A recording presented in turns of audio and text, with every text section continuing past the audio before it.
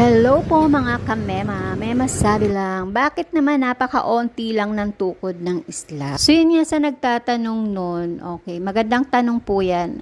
Opo, sa ngayon po nagtipid po talaga sa kahoy. Kasi dati, nung nagpapagawa ako ng unang apartment, so yun nga yun, napakarami po talaga akong kahoy na nabili.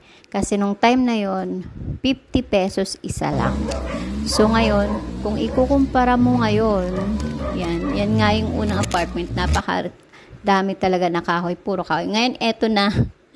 So yan, napaka-onti lang, may kasamang tubular. Kasi nga, yung kahoy ngayon is 180, 50, tapos ngayon 180 na, ang laki ng difference. So nagsama na lang ako ng tubular na magagamit naman after.